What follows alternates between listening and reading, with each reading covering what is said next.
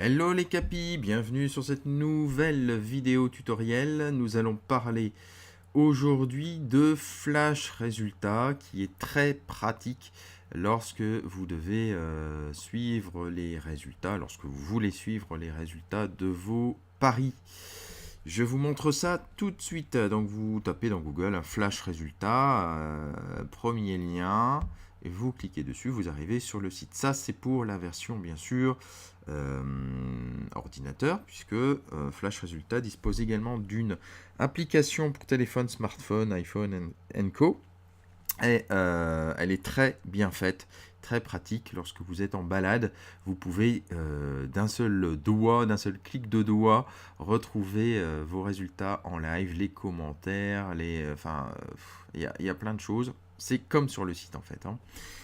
Donc je vous montre succinctement, on ne va pas y passer des heures. Vous avez en haut le football, donc qui nous intéresse, le football, le tennis. Quand vous cliquez sur basket, vous avez le basket avec les matchs là pour dimanche. Vous avez l'onglet ici en haut avec le curseur, c'est -7 plus 7. C'est-à-dire que vous pouvez avoir l'antériorité sur une semaine et les matchs sur une semaine. Ça ne va pas au-delà. Je vous expliquerai dans une autre vidéo comment faire si vous voulez trouver les archives de Flash Résultats. Il y a des astuces, je vous montrerai ça. Mais pour l'instant, je vous montre les basiques. Donc vous avez ici donc l'archivage. Si par exemple je veux voir les résultats d'hier, je clique en basket. Je clique sur samedi et j'ai les résultats d'hier, etc. etc. Je vais vous montrer la rubrique tennis.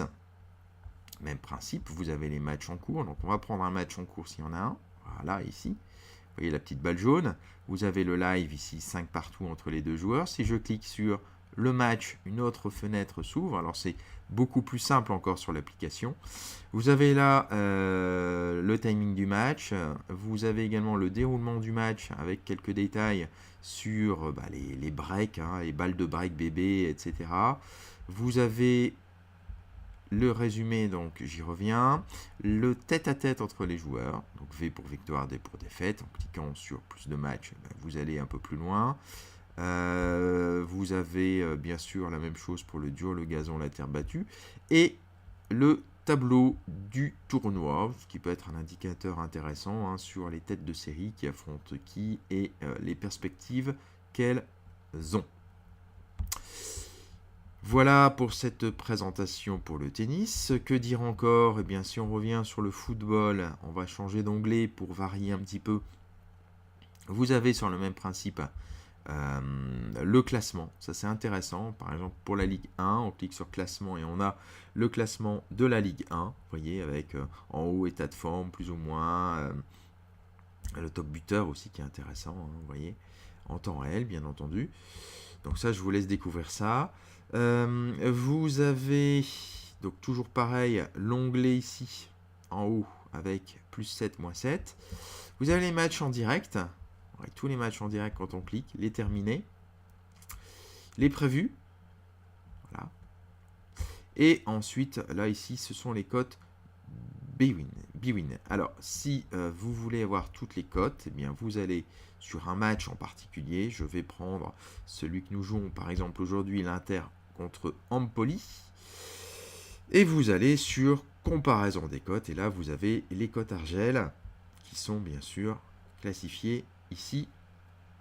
Vous avez après tous les onglets, tête à tête entre les équipes, le classement de nouveau indiqué, l'état de forme, etc., etc. Bref, c'est complet. Vous avez surtout le Live Center ici, qui est intéressant lorsque vous êtes par exemple sur votre téléphone, où vous pouvez accéder au match en direct en cliquant sur match en direct et vous avez les informations importantes ici. Évidemment, le match n'étant pas commencé.